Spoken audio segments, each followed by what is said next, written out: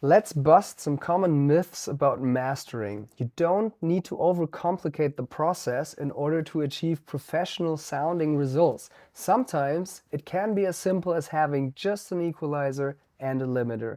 It's all about understanding the tools that you use and the needs of your mix. Okay, so as we established, our first element of the mastering chain will usually be equalization to achieve some more overall tonal balance and to also get rid of frequencies that we don't need.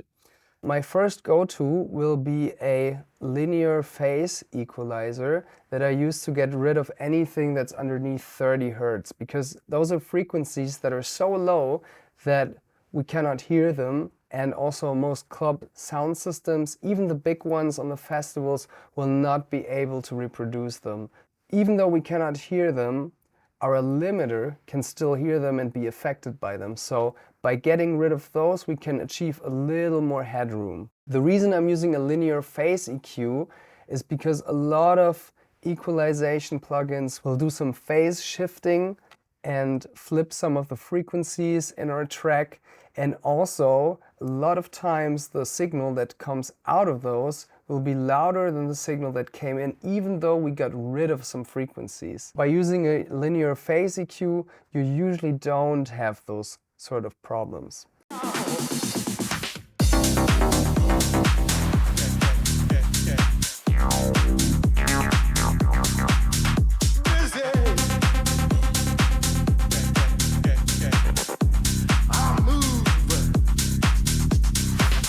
Okay, now that we've gotten rid of some frequencies that we don't need, I will use an EQ8 to achieve some more overall balance of the track. It makes a lot of sense while you're doing this to compare your track to commercially released tracks, because as a DJ, you want your tracks to be competitive when you're mixing those, and you don't want your track to stick out because it's missing some highs or some lows or some punch. So always A/B with some reference tracks. I do this all the time. I've been doing this since I started. There's no formula for having one perfect mix, but it makes sense to have an overall balance, so compare with commercially released references for sure.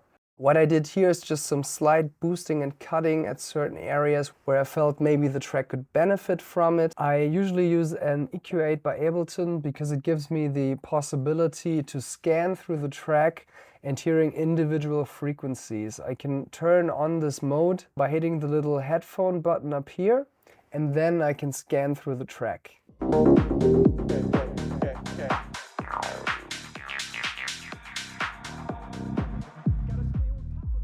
And I find this very helpful to not only hear some problems in the mix, but also to identify where certain elements of the track are located. For example, I started by boosting around 50 Hertz because that's where I could identify the thumping and the booming of the kick. And I wanted to be a little bit more punchy overall, so I gave this frequency of the kick a slight boost by 1.5 decibels. I noticed my track had a little bit of muddiness down here. Usually the muddiness sits somewhere between 80 Hertz and 300 Hertz.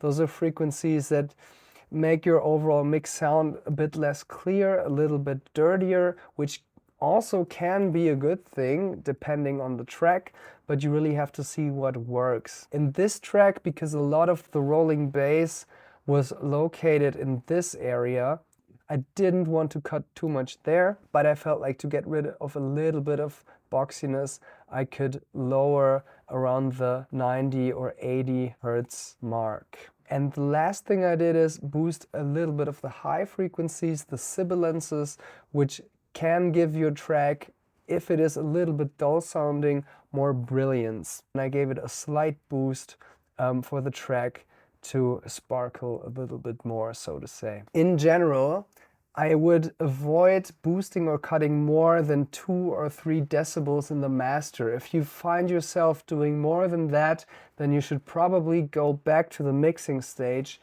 and correct it there.